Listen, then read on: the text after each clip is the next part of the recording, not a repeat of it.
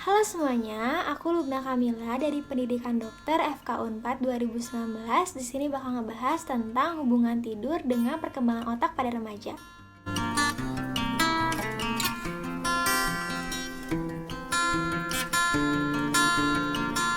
Tidur didefinisikan sebagai keadaan di mana terjadi penurunan atau kehilangan kesadaran secara alami yang ditandai dengan menurunnya aktivitas sensorik maupun motorik. Secara biologis, tidur diatur oleh ritme sirkadian. Ritme sirkadian adalah proses internal dan alami yang mengatur siklus tidur bangun yang diulang kira-kira setiap 24 jam. Nah, buat kalian yang suka begadang maupun yang suka nyepelein tidur, kalian tahu nggak sih, terdapat hubungan antara tidur, perkembangan otak, dan juga perilaku di masa remaja loh. Nah, kenapa bisa berhubungan gitu sih? Jadi, saat tidur, banyak aktivitas yang dilakukan oleh otak. Maka dari itu, ketika kalian begadang, bisa berakibat berbahaya. Jika kurang tidur, maka terjadi perubahan pada tubuh. Yang pertama, perubahan ritme sirkadian yang dapat menyebabkan munculnya insomnia, obesitas, diabetes, maupun perubahan mood atau suasana hati. Selain itu, perubahan jam biologis manusia juga dapat menyebabkan kita mudah sakit karena menurunnya daya tahan tubuh. Yang kedua, yaitu perubahan homeostasis tidur. Dan yang ketiga, yaitu perubahan pematangan otak pada remaja. Perubahan pematangan otak pada remaja yang paling mencolok adalah penurunan EEG dan berkaitan dengan pubertas pada remaja. Dalam hal ini, ada sistem yang terganggu pada otak kita, yaitu sistem limbik, yang mempengaruhi kematangan atau pubertas lebih awal. Kalian tadi dengar kan kata EEG? EEG itu apa sih? EEG itu adalah elektroensepalografi yang merupakan tes untuk mendeteksi aktivitas di otak. Penurunan EEG pada remaja yang suka begadang bisa mencapai 40% baik dalam keadaan bangun maupun tidur. Penurunan ini kemungkinan disebabkan oleh berbagai hal. Bisa karena penurunan yang signifikan dalam gray matter maupun peningkatan volume white matter. Apa sih gray matter dan white matter itu? Jadi pada otak manusia terdapat dua area, yaitu white matter dan juga gray matter.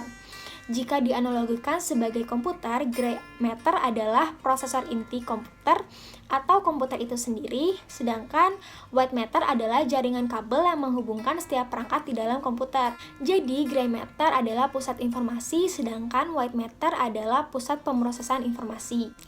Dengan perubahan-perubahan pada otak di atas, pastinya mengakibatkan beberapa hal dong. Nah, yang pertama, beberapa penelitian telah meneliti hubungan antara tidur dengan kemampuan kognitif seperti kecerdasan atau IQ. Studi ini menjelaskan korelasi positif antara IQ dan kualitas dan pola tidur pada anak-anak dan remaja. Maka dari itu penting loh buat ngejaga pola tidur kita supaya kognitif kita juga bagus. Nah, yang kedua yaitu kurang tidur juga dikaitkan dengan peningkatan mood negatif dan peningkatan reaktivitas emosional terhadap pemandangan visual dan wajah. Maka dari itu, ketika remaja kurang tidur kan kelihatan ya mukanya kayak suntuk gitu. Nah, kurang tidur juga berdampak pada fungsi emosional yang buruk pada remaja seperti depresi, perasaan putus asa, kecemasan, dan juga pengambilan keputusan yang cepat. Nah, contoh dari pengambilan keputusan yang cepat yaitu ketika remaja tersebut ditawari barang yang tidak baik seperti narkoba, maka remaja tersebut cenderung mengambil keputusan yang cepat tanpa memikir panjang, sehingga berdampak buruk bagi dirinya sendiri. Nah, tapi jangan salah paham ya, kita emang gak boleh kurang tidur, tapi gak boleh juga kelebihan tidur. Nah, tidur yang baik itu kayak gimana sih? Jadi, ada 3 elemen yang dapat menentukan kualitas tidur yang baik. Nah, yang pertama itu durasi, kemudian kontinuitas, dan juga kedalaman. Nih, aku bakal ngebahas satu-satu ya.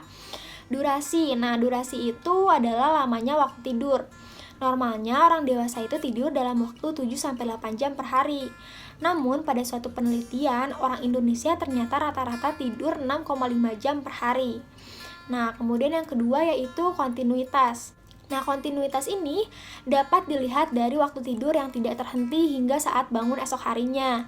Kalau kalian misalnya bangun tengah malam, itu bisa dikatakan bukan tidur yang berkualitas ya.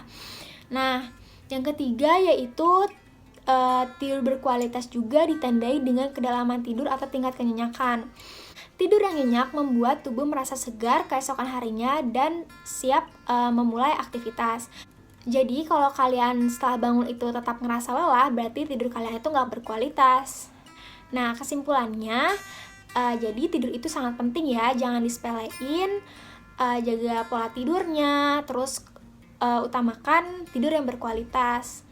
Sekian dari saya, Assalamualaikum warahmatullahi wabarakatuh.